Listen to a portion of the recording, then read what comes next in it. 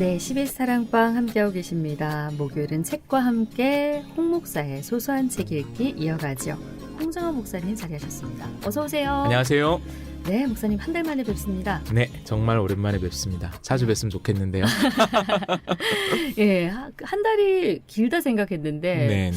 또 그러고 보니 목사님 뵌지 뭐 얼마 되지 않은 것 같은 느낌이 네네. 들어서 네네네네. 네, 어쨌든 이 시간 기다렸습니다. 지난 그 임팩트가 상당히 강한 네. 네. 현대판 고전을 소개해 주시는 바람에 슬램덩크 이야기를 2주에 연이어 나눴던 터라 네. 네, 목사님 이 시간을 기다리고 네. 있었습니다. 네. 오늘 분위기를 좀 바꿨습니다. 네.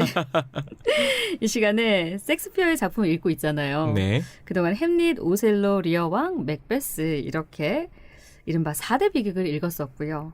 오늘 어떤 작품 읽을지 소개해 네. 주실지 기대가 되는데요. 윌리엄 셰익스피어를 아시는 분들 어떤 작품을 제일 먼저 떠올리십니까? 라고 하면 대부분 두 작품을 먼저 떠올리십니다. 햄릿과 더불어서 이 작품이죠. 로미오와 줄리엣. 네. 네, 가장 유명한 작품인 로미오와 줄리엣을 오늘 읽어보려고 해요. 네. 그 이전에 슬램덩크 하기 전에 소개를 드렸다가 네네. 잠시 이제 뒤에 소개드리겠습니다 네, 그렇죠. 했던 그 작품이네요. 네. 자, 그렇죠. 섹스피어 하면 떠오르는 그 작품 로미오와 줄리엣을 오늘 이제 좀 나눠볼 텐데요. 정말 유명한 작품이어서 뭐 모르시는 분 없으실 것 같다라는 생각도 드는데요. 영화로도 여러 번 만들어졌고요. 또 그 영향을 받은 창작물 많은 걸로 알고 있습니다.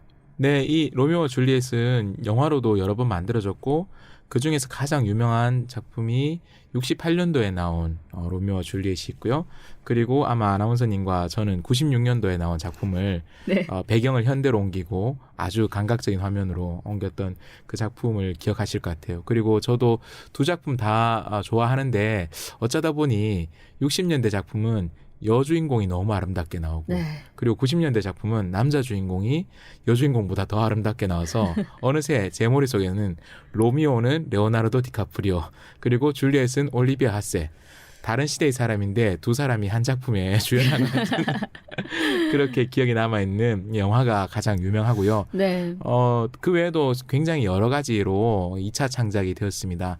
많이 알려져 있는 것 중에는 뮤지컬로 시작해서 영화로도 제작된 작품이 있어요. 웨스트 사이드 스토리라고 네. 해서 웨스트 사이드 스토리는 이 서로 적대적인 계층 이것이 뉴욕의 할렘가로 배경이 옮겨져서 뮤지컬과 영화로 이 제작이 되었었죠. 그 61년에 나온 웨스트 사이드 스토리 같은 경우는 나탈리 우드라는 당대의 대배우가 여자 주인공을 맡았었고요. 그리고 몇 년 전에 2021년에 스티븐 스필버그가 다시 네. 영화를 만들었었죠. 현대 미국의 여러 가지 문제의식을 녹여낸 그런 작품들도 있었고요. 그리고 우리나라에서 드라마를 좋아하시는 분들이라면 그런 게 있었지 하는 약 10여 년 전의 드라마가 있었습니다. 공주의 남자. 공주의 남자. 네네네. 그래서 세조와 김종서의 후예들이 정말 역사에서는 서로 죽고 죽이는 그런 관계였었잖아요.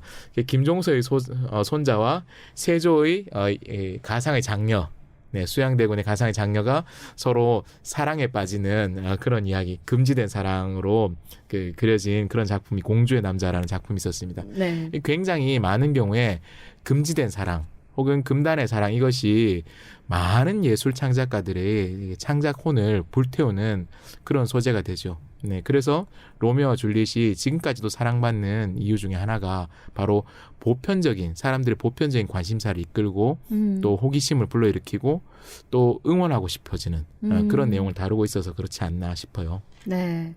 많은 분들이 슬픈 사랑 이야기 네네.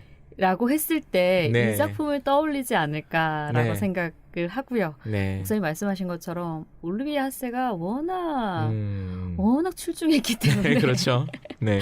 네, 그 로미오와 줄리엣을 생각할 때 올리비아 하세를 연이어 생각하지 않을 수 없을 만큼 그렇게 각인이 돼 있지 않나라는 생각도 들거든요. 그렇다면 이제 이 유명한 작품 줄거리를 좀 소개해 주신다면요. 네. 제가 방송을 위해서 이 작품을 다시 읽으면서 좀 깜짝 놀랐습니다.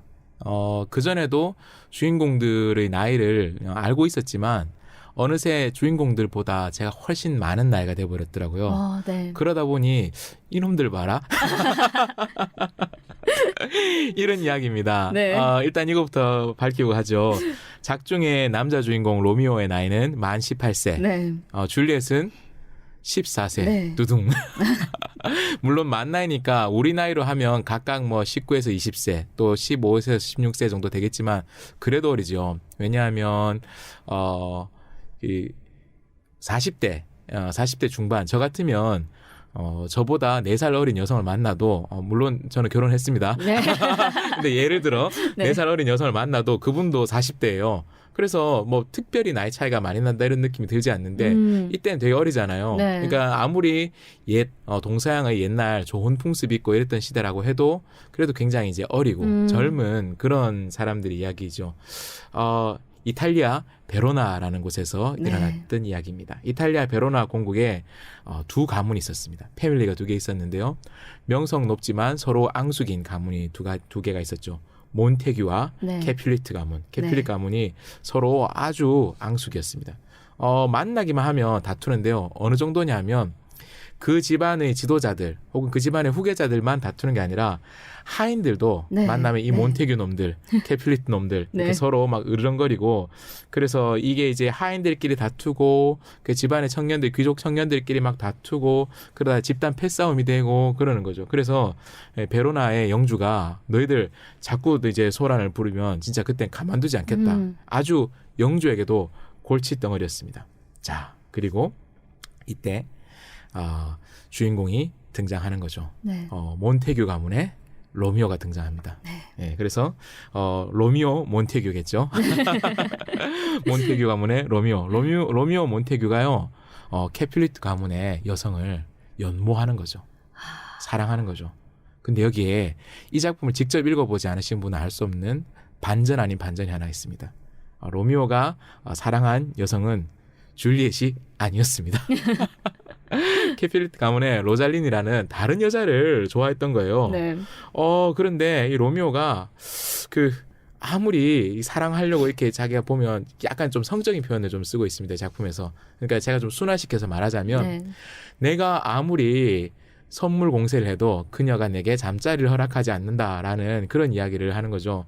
그러니까 제가 이걸 보면서 이놈 봐라. 18살밖에 안 먹은 놈이 벌써부터 이래가지고 네. 이거 안 되겠네라는 생각을 했는데 아무튼 여기서 보면 어릴 때는 왜 로잘리는 로미오의 사랑을 받아주지 않았을까 그랬는데요. 지금 보니까 로잘린이 현명한 거죠. 왜냐? 조금 이따 나오겠지만 이 로미오는 금사빠거든요. 누구를 봐도 금방 사랑에 빠지는. 그러니까 이 남자를 사랑하지 않은 로잘린이 네. 현명했고 이 작품의 최종 승자라고도 볼 수 있는 그런 여성이었는데요. 아무튼 이 로미오는 자신의 사랑을 받아주지 않는 로잘린 때문에 아주 상사병, 심각한 네. 낙심과 절망에 빠져 있었던 것이죠. 그래서 이러한 상사병을 치료할 수 있는 것이 무엇이겠습니까?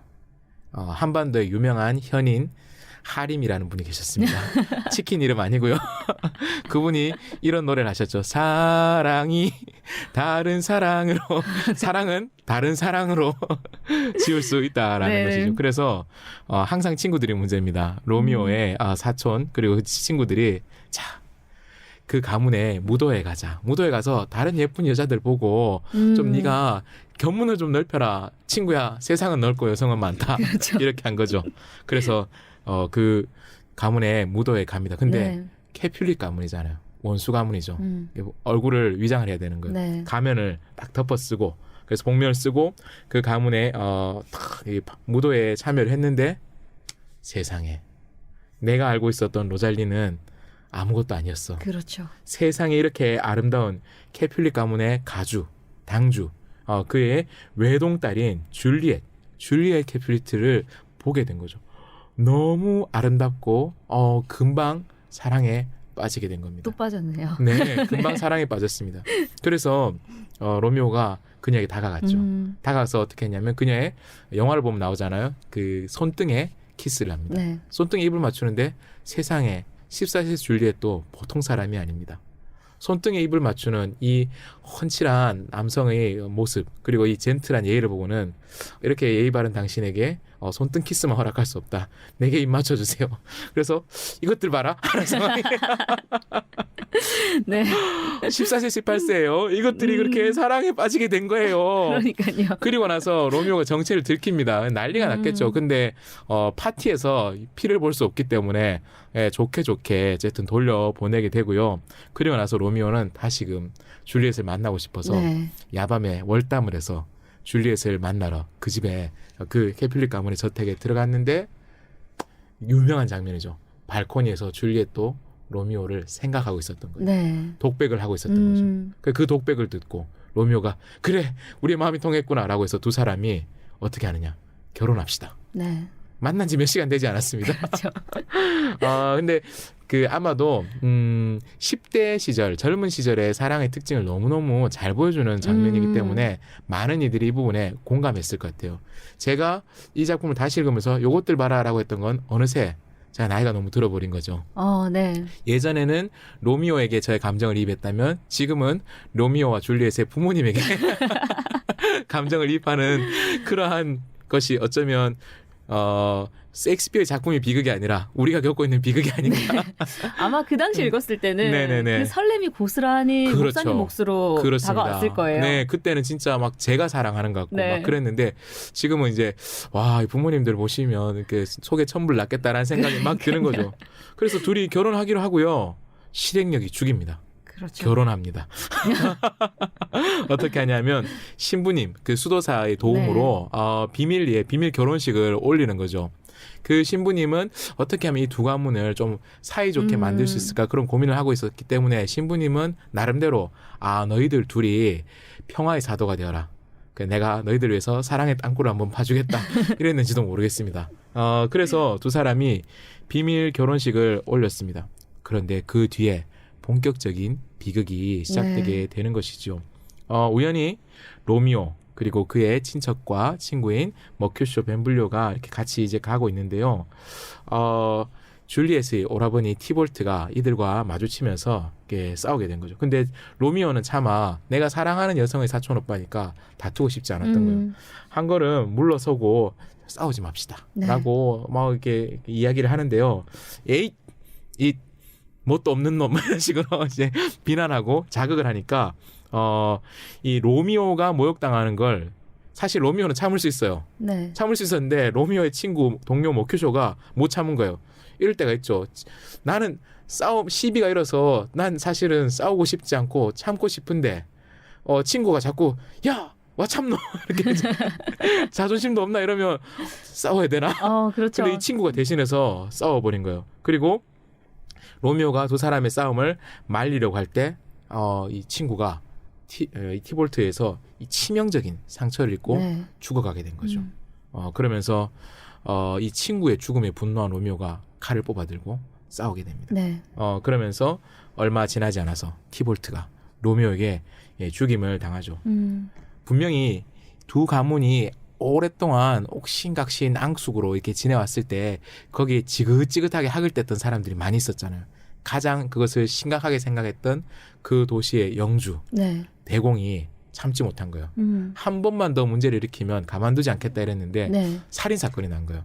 단순히 물건을 뒤집어 엎고 다치는 사람이 나온 게 아니라 살인 사건이 나니까 이제 너를 가만두지 않겠다. 특히나 이 대공이 선언했던 게 있었거든요.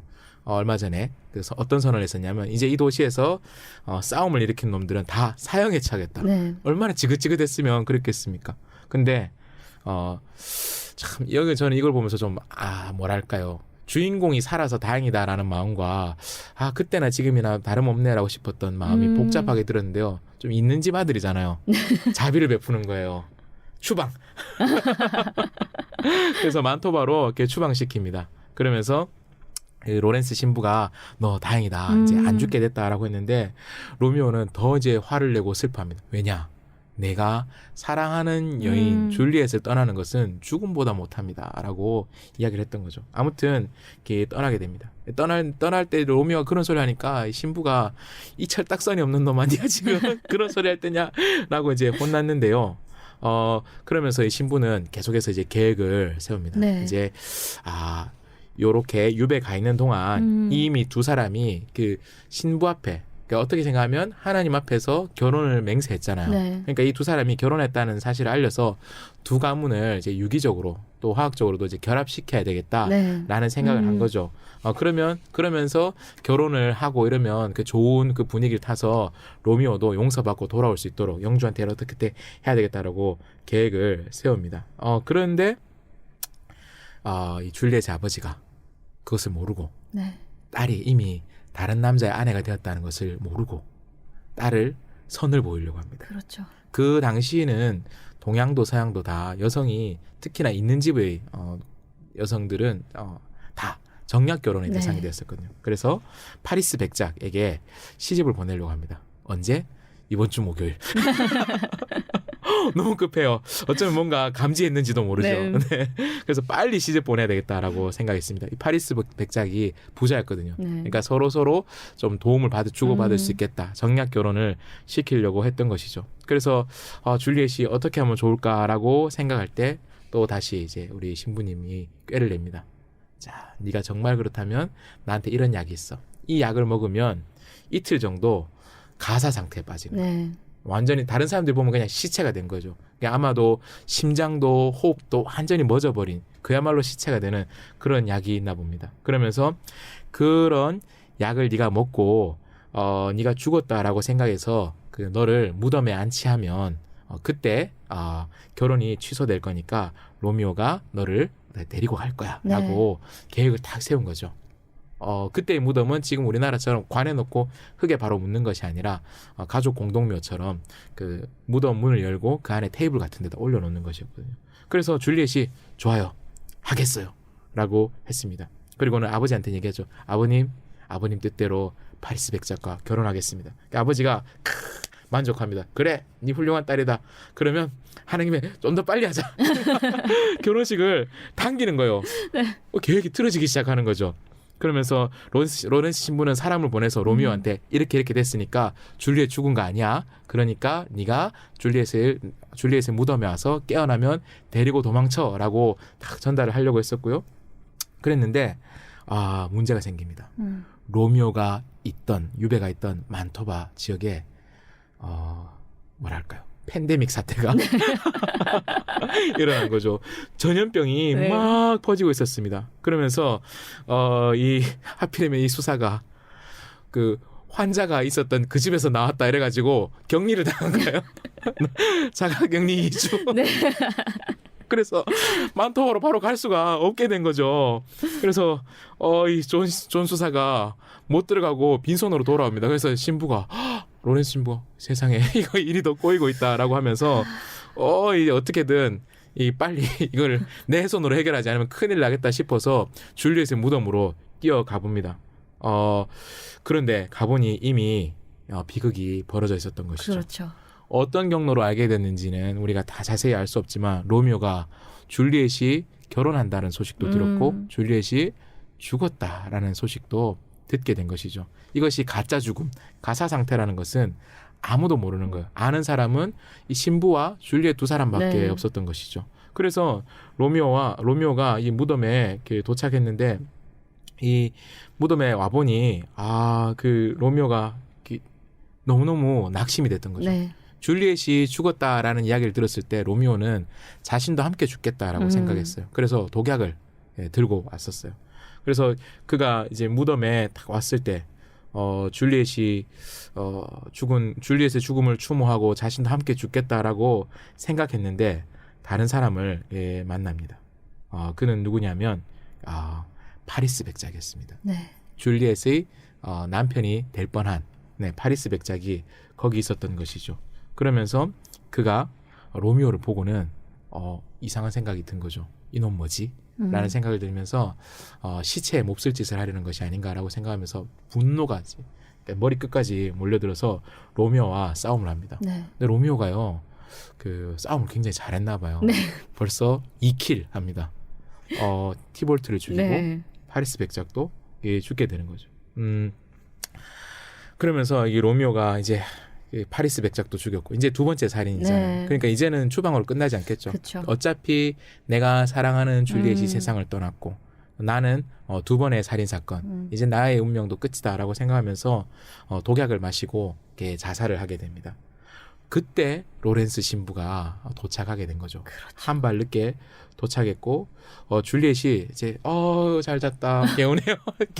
깨어나서 보니까 무슨 일이 벌어져 있습니까? 옆에 자신이 사랑했던 로미오가 죽어 있는 거예요. 그래서 줄리엣이 상황이 어떻게 됐는지 다 알 수는 없지만 짐작이 가겠죠. 네. 자신의 죽음을 슬퍼한 로미오가 독약을 먹고 죽어버린 거죠. 그래서 결국 홀로 남은 줄리엣도 로미오의 칼을 들고 자신의 심장에 네. 찌릅니다. 당신과 영원히 마지막까지 함께하겠다라고 세상에서의 생을 마감하게 된 것이죠.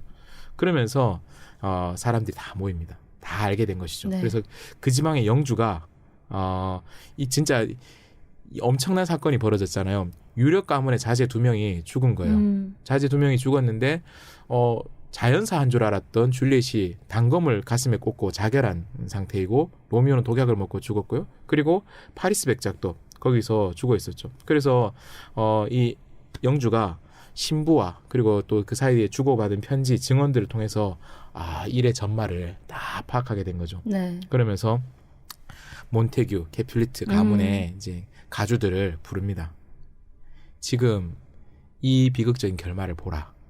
두 가문의 오래된 불화가 어떤 비극을 낳았는가. 가장 꽃다운 나이의 젊은이 두 사람이 이런 비극적인 최후를 맞게 되지 않았는가. 정말로 이건 어른들의 책임이다. 우리 모두의 책임이 아니라고 할 수 없다. 이 우리 모두 벌을 받은 것이다. 라고 하면서 막 이제 뭐라 하죠. 그리고 두 가문은 극적으로 화해하자. 네. 이제 더 이상 반목하지 말자라고 하면서 서로의 자식들의 모습을 순금으로 만든 동상을 새겨서 세우고 이 순금 동상을 보면서 두 가문의 오랜 불화의 역사를 끝내자라고 하는 것으로 이 작품이 마무리가 됩니다. 네. 늘 그렇듯 네. 운명의 장난은 가혹한 듯한. 그렇죠. 네. 네, 두 사람의 희생으로 네. 가문은 화해를 했지만 이게 또 이야기라는 게 사실 그냥 두 사람이 사랑하고 행복하게 결말이 내려지면 네네네. 우리 기억 속에 오래 남아있지 않았을 것 같아요. 맞아요. 그래서 로버트 맥기라는 그 시나리오 작가이자 또 시나리오 작가들을 가르쳤던 유명한 작가가요. 시나리오 어떻게 쓸 것인가라는 책에서 이런 말을 합니다. 드라마 중에서도 특별히 사랑에 대한 드라마를 쓰고 싶다라면 주인공의 사랑을 방해하는 장애가 무엇인지를 반드시 생각하고 집어넣어야 된다는 것이죠. 두 사람이 아무런 장애 없이 사랑을 시작하고 사랑에 빠지고 결혼해서 살다가 죽으면 그건 드라마가 안 된다는 거죠. 네.